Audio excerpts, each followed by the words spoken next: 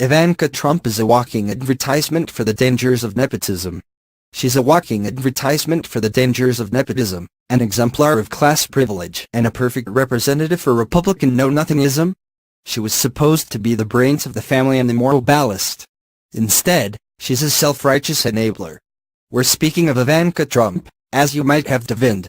She was out talking nonsense again on Thursday. I'm really looking forward to doing a lot of traveling in April when people realize the effect that this has. The vast majority will be doing their taxes on a single postcard. Thunk. There's no postcard. That was a prop. And the filing for the first year under the new tax code will be in 2019. She also declared of Senator Bob Corker, Republican Tennessee, who decided to vote for the final tax bill after voting no on the Senate version. He really believes that tax relief, coupled with the administration's deregulatory actions, will create the growth that will start to erode and ultimately eliminate the national debt that has been accrued over the last several decades. I'm confident Corker believes no such thing, because that would be preposterous, unsupported by any reputable economic analysis. Corker voted for the final bill upon concluding it was flawed but helpful in promoting economic growth. As Business Insider put it, this theory, that the bill will pay for itself and even erode existing debt through increased economic growth, is unsubstantiated. Virtually no nonpartisan studies or experts have found that the GOP bill, which slashes the corporate tax rate from 35% to 21%, will be deficit neutral or decrease the debt-to-GDP ratio. In fairness to Trump, Senator Susan Collins, Republican Maine, also advanced this hooey, but you would think that she would at least have witnessed the pummeling Collins took for her phony assertion and learned from that. When one is not used to being contradicted, one is perhaps less concerned with accuracy. Trump leads the charmed life of one who will be able to take advantage of the reduction in the top marginal rate from 39.6% to 37%. She'll have the best lawyers and accountants to make certain her income is run through a pass-through, thereby reducing the amount counted as income by 20%. If she has been a dutiful Trump daughter, her taxes might look a lot like her father's, which means she and real estate mogul husband Jared Kushner can afford even more lavish clothes, bigger homes and ostentatious jewelry.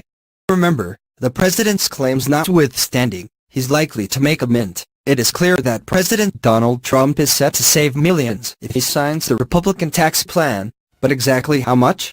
Forbes crunched the numbers. It looks like up to $11 million a year from a single rule change. While Republicans were pleading poverty when it comes to funding government programs in the wake of the $1.5 trillion revenue-losing tax bill, Ivanka Trump and Kushner can breathe easy, as can their children.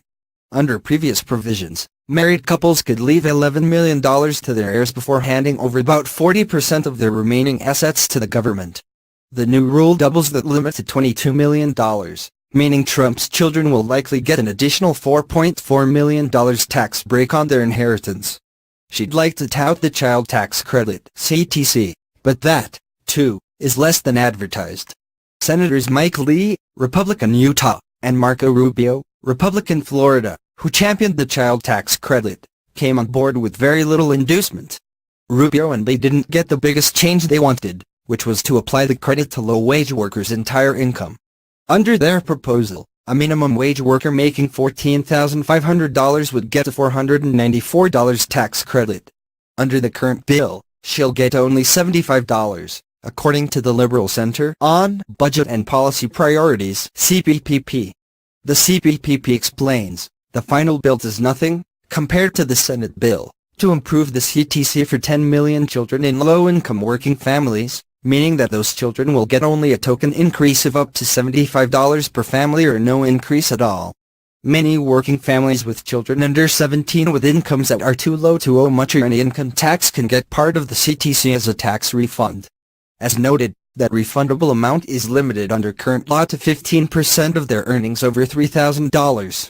The Senate bill lowered the threshold so that earnings over $2,500 would count towards earning a CTC, translating to a CTC increase of just $75 for those families.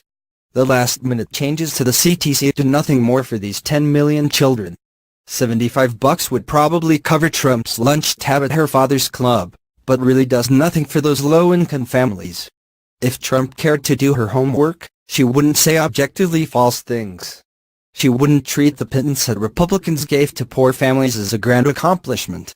Then again, perhaps she has learned at her father's knee to be a flim-flam artist, a con woman.